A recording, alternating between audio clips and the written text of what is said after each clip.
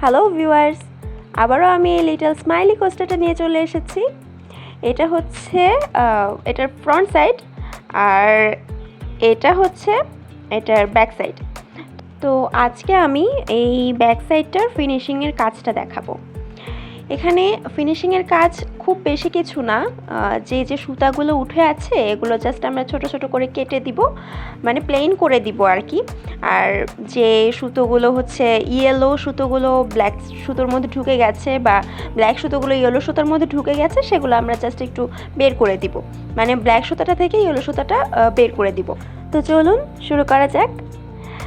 এই যে ডিজাইনটার মধ্যে স্মাইলির যে স্মাইলটা আছে এটার মধ্যে ইয়েলো সুতাটা একটু ঢুকে গেছে, দ্যাটস ওয়াই আমরা এই ইয়েলো সুতাটাকে ব্ল্যাক সুতাটা থেকে একটু আলাদা করে দিব, যাতে ব্ল্যাক সুতাটা একসাথে থাকে এবং ইয়েলো সুতাটা ইয়েলো সুতার পার্টের মধ্যে থাকে।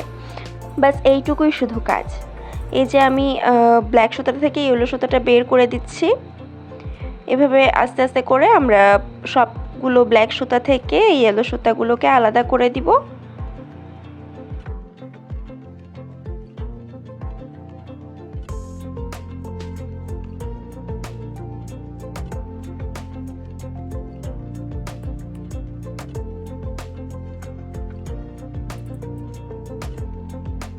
এই তো আমাদের সুতোগুলো আলাদা করা হয়ে গেছে।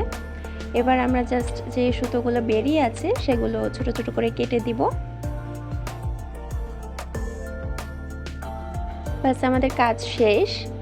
এই তো দেখুন এবার এই ব্যাক সাইডটা কত সুন্দর লাগছে, কত কিউট অ্যান্ড প্রিটি লাগছে।